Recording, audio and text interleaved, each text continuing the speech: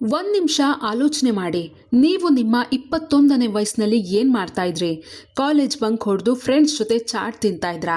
ಅಥವಾ ಯಾವುದೋ ಕಾಂಪಿಟೇಟಿವ್ ಎಕ್ಸಾಮ್ಗೆ ಡೇ ಆ್ಯಂಡ್ ನೈಟ್ ಓದ್ತಾ ಇದ್ರಾ? ಆದರೆ ಯೋಚನೆ ಮಾಡಿ, ಅದೇ 21 ವರ್ಷಕ್ಕೆ ನಿಮ್ಮ ಕೈಯಲ್ಲಿ ಒಬ್ಬ MLA ಅಥವಾ MP ಪವರ್ ಸಿಕ್ಬಿಟ್ರೆ, ಕೇವಲ 21 ವರ್ಷಕ್ಕೆ ನೀವು ಅಸೆಂಬ್ಲಿಯಲ್ಲಿ ನಿಂತು ದೇಶದ ಚರಿತ್ರೆ ಬದಲಾಯಿಸೋ ಕಾನೂನು ಮಾಡೋಕ್ಕೆ ಶುರು ಮಾಡಿದ್ರೆ ಹೇಗಿರುತ್ತೆ? ಬೆಳೆಯುವ ಸಿರಿ ಮೊಳಕೆಯಲ್ಲಿ ನೋಡು ಅಂತಾರೆ. ಆದರೆ ಆ ಮೊಳಕೆಗೆ ಮರವಾಗೋ ಮುಂಚೆಯೇ ಪೊಲಿಟಿಕಲ್ ಬಿರುಗಾಳಿಗೆ ಸಿಲುಕಿಸಿದ್ರೆ ಏನಾಗ್ಬೋದು? ಇವತ್ತು ನಾವ್ಯಾಕೆ ಈ ವಿಷಯ ಮಾತಾಡ್ತಾ ಇದ್ದೀವಿ ಅಂದರೆ, ದಕ್ಷಿಣ ಭಾರತದಲ್ಲಿ ಒಂದು ದೊಡ್ಡ ರಾಜಕೀಯ ಪ್ಲಾನ್ ರೆಡಿ ಆಗ್ತಾ ಇದೆ. ತೆಲಂಗಾಣ CM ರೇವಂತ್ ರೆಡ್ಡಿ ಅವರು ಎಲೆಕ್ಷನ್ಗೆ ನಿಲ್ಲೋ ವಯಸ್ಸನ್ನ 25ರಿಂದ 21ಕ್ಕೆ ಇಳಿಸಬೇಕು ಅಂತ ಸ್ಪೆಷಲ್ ಅಸೆಂಬ್ಲಿ ಸೆಷನ್ ಕರೆದು ನಿರ್ಣಯ ಪಾಸ್ ಮಾಡೋಕೆ ರೆಡಿ ಆಗಿದ್ದಾರೆ. ಇನ್ನೊಂದು ಕಡೆ ನಮ್ಮ ಕರ್ನಾಟಕದ CM DK ಶಿವಕುಮಾರ್ ಅವರು ಕಾಲೇಜುಗಳಲ್ಲಿ ಮತ್ತೆ ವಿದ್ಯಾರ್ಥಿ ಎಲೆಕ್ಷನ್ ತರ್ತೀವಿ ಅಂತ ಇದ್ದಾರೆ. ಇದು ಯುವಕರ ಕೈಗೆ ಸಿಕ್ಕಿರೋ ಸಿಂಹಾಸನನ, ಇಲ್ಲ ಜೆನ್ಸಿ ವೋಟ್ ಬ್ಯಾಂಕ್ ಸೆಳೆಯೋ ರಾಜಕೀಯ ತಂತ್ರನ? ಬನ್ನಿ ಇವತ್ತು ಪಕ್ಕಾ ಇನ್ ಡೆಪ್ತ್ ಕಥೆಯನ್ನ ಎಳೆಯಾಗಿ ನೋಡ್ತಾ ಹೋಗೋಣ. ರೇವಂತ್ ರೆಡ್ಡಿ ಇದ್ದಕ್ಕಿದ್ದಂತೆ ಹೀಗೊಂದು ಐಡಿಯಾ ಯಾಕೆ ತಂದ್ರು ಗೊತ್ತಾ? ಇದ್ರ ಹಿಂದೆ ದೊಡ್ಡ ಹಿಸ್ಟರಿನೇ ಇದೆ. ಇತ್ತೀಚೆಗೆ ಈ ನೀಟ್ ಎಕ್ಸಾಮ್ ಲೀಕ್ ಆದಾಗ ಇಡೀ ದೇಶಾದ್ಯಂತ ಬೀದಿಗೆ ಇಳಿದು ಹೋರಾಟ ಮಾಡಿದ್ಯಾರು? ಇದೇ ಜೆನ್ಸಿ ಯುವಕರು. ಅವರ ಆಕ್ರೋಶ ಎಷ್ಟಿತ್ತಪ್ಪ ಅಂದರೆ, ಕೊನೆಗೆ ಕೇಂದ್ರ ಸಚಿವ ಧರ್ಮೇಂದ್ರ ಪ್ರಧಾನ್ ರಾಜೀನಾಮೆ ಕೊಡೋ ಹಂತಕ್ಕೆ ಪರಿಸ್ಥಿತಿ ಹೋಯ್ತು. ರೇವಂತ್ ರೆಡ್ಡಿ ಲೆಕ್ಕಾಚಾರ ಸರಳವಾಗಿದೆ. ಯಾವ ಯುವಕರು ಬೀದಿಯಲ್ಲಿ ನಿಂತು ಸರ್ಕಾರವನ್ನೇ ಅಲ್ಲಾಡಿಸಬಲ್ಲರೋ ಆ ಯುವಕರು ಸಂಸತ್ತಿನ ಒಳಗಡೆ ಬಂದು ಚರ್ಚೆ ಯಾಕೆ ಮಾಡಬಾರ್ದು ಅನ್ನೋದು ಅವರ ಪ್ರಶ್ನೆ. ಕಾಂಗ್ರೆಸ್ ಪಾಲಿಗೆ ಇದು ಮಾಸ್ಟರ್ ಸ್ಟ್ರೋಕ್. ಯಾಕಂದ್ರೆ ದೇಶದಲ್ಲಿ 30%ಕ್ಕಿಂತ ಹೆಚ್ಚು ಜನ ಯುವಕರೇ ಇದ್ದಾರೆ. ಅವರನ್ನ ತಮ್ಮತ್ತ ಸೆಳೆಯೋಕೆ ಇದಕ್ಕಿಂತ ದೊಡ್ಡ ಅಸ್ತ್ರ ಬೇಕಾ? ಹಳೆಯ ಕಸ ಮುಸುರೆ ಚೆಲ್ಲಿದರೆ ಮಾತ್ರ ಹೊಸ ನೀರು ಬರಲು ಸಾಧ್ಯ ಅನ್ನೋ ಹಾಗೆ ವಯಸ್ಸಾದ ನಾಯಕರ ಏಕಸ್ವಾಮ್ಯ ಮುರಿಯೋಕೆ ಇದು ಸೂಪರ್ ಪ್ಲಾನ್ ಅಂತ ಒಂದಷ್ಟು ಜನ ಹೇಳ್ತಾ ಇದ್ದಾರೆ. ಆದರೆ ತಡೀರಿ, ನಾಣ್ಯಕ್ಕೆ ಇನ್ನೊಂದು ಕಹಿ ಮುಖವೂ ಇದೆ. ನಮ್ಮ ಕರ್ನಾಟಕದ ಕತೆಗೆ ಬರೋಣ. ಇತ್ತೀಚೆಗೆ DK ಶಿವಕುಮಾರ್ ಅವರು ನಾವು ಕಾಲೇಜುಗಳಲ್ಲಿ ಮತ್ತೆ ಸ್ಟೂಡೆಂಟ್ ಯೂನಿಯನ್ ಎಲೆಕ್ಷನ್ ಶುರು ಮಾಡ್ತೀವಿ ಅಂದ ತಕ್ಷಣ ಹಳಬರ ಎದೆಯಲ್ಲಿ ನಡುಕ ಶುರುವಾಗಿದೆ. ಯಾಕೆ ಗೊತ್ತಾ? ಸ್ವತಃ DK ಶಿವಕುಮಾರ್, BK ಹರಿಪ್ರಸಾದ್, ರಾಮಲಿಂಗಾರೆಡ್ಡಿ ಅವರೆಲ್ಲ ಬೆಳೆದಿದ್ದೇ ಈ ಕಾಲೇಜು ಎಲೆಕ್ಷನ್ನಿಂದ. ಆದರೆ 1980 ಮತ್ತು 90ರ ದಶಕದಲ್ಲಿ ಬೆಂಗಳೂರಿನ ಗೌರ್ಮೆಂಟ್ ಆರ್ಟ್ಸ್ ಕಾಲೇಜ್ ಸೇರಿದಂತೆ ಹಲವು ಕ್ಯಾಂಪಸ್ಗಳಲ್ಲಿ ಏನಾಯ್ತು ಗೊತ್ತಾ? ಎಲೆಕ್ಷನ್ ಹೆಸರಲ್ಲಿ ರೌಡಿಸಂ ಕಾಲಿಟ್ಟಿತ್ತು.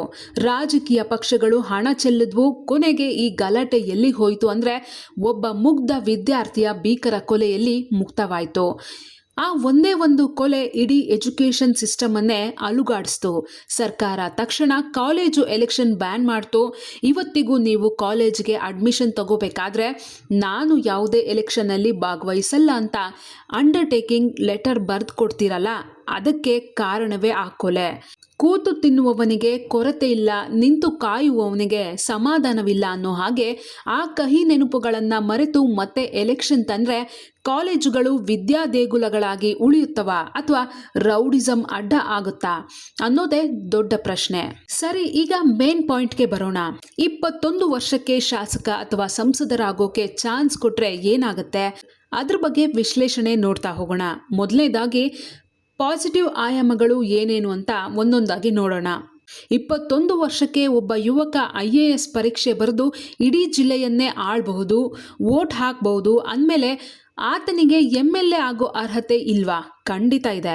ಇದ್ರ ಬಗ್ಗೆ ಜೆನ್ಸಿ ಧ್ವನಿ ಏನಪ್ಪಾ ಅಂದ್ರೆ, ಇವತ್ತು ಅಸೆಂಬ್ಲಿಯಲ್ಲಿ ಯುವಕರ ಸಂಖ್ಯಾಬಲ 1%ಕ್ಕಿಂತ ಕಡಿಮೆ ಇದೆ. 21 ವರ್ಷದ ನಾಯಕ ಬಂದ್ರೆ ನೀಟ್ ಅಕ್ರಮ, ಉದ್ಯೋಗ, AI, ಟೆಕ್ನಾಲಜಿ ಬಗ್ಗೆ ಗಟ್ಟಿಯಾಗಿ ಮಾತಾಡ್ತಾನೆ.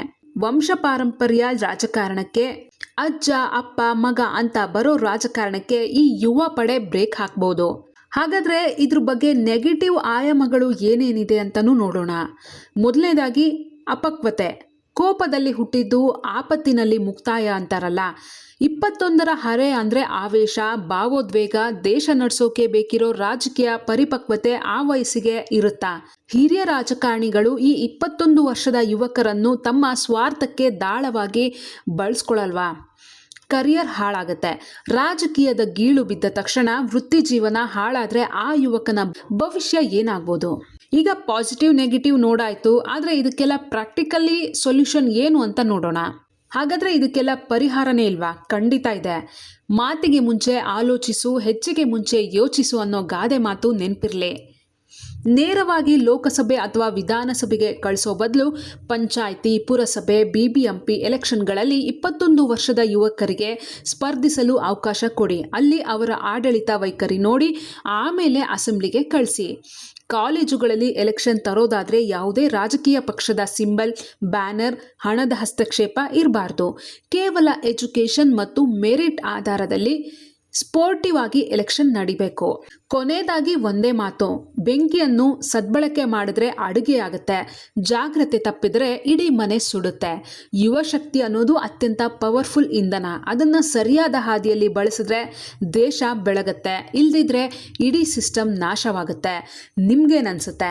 21 ವರ್ಷಕ್ಕೆ MLA MP ಆಗೋ ಅವಕಾಶ ಕೊಡಬೇಕಾ ಅಥವಾ 25 ವರ್ಷವೇ ಸರಿ ಇದೆಯಾ?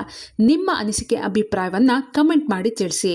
ಈ ವಿಡಿಯೋ ನಿಮಗೆ ಇಷ್ಟ ಆಗಿದ್ರೆ ತಕ್ಷಣ ಲೈಕ್ ಮಾಡಿ, ನಿಮ್ಮ ಫ್ರೆಂಡ್ಸ್ ಮತ್ತು ಕಾಲೇಜ್ ಗ್ರೂಪ್ಗಳಿಗೆ ಶೇರ್ ಮಾಡಿ. ಚಾನೆಲ್ಗೆ ಸಬ್ಸ್ಕ್ರೈಬ್ ಆಗೋದನ್ನು ದಯವಿಟ್ಟು ಮರಿಬೇಡಿ. ಮತ್ತೊಂದು ಇಂಟ್ರೆಸ್ಟಿಂಗ್ ವಿಡಿಯೋದೊಂದಿಗೆ ಮತ್ತೆ ಸಿಗೋಣ. ಧನ್ಯವಾದಗಳು.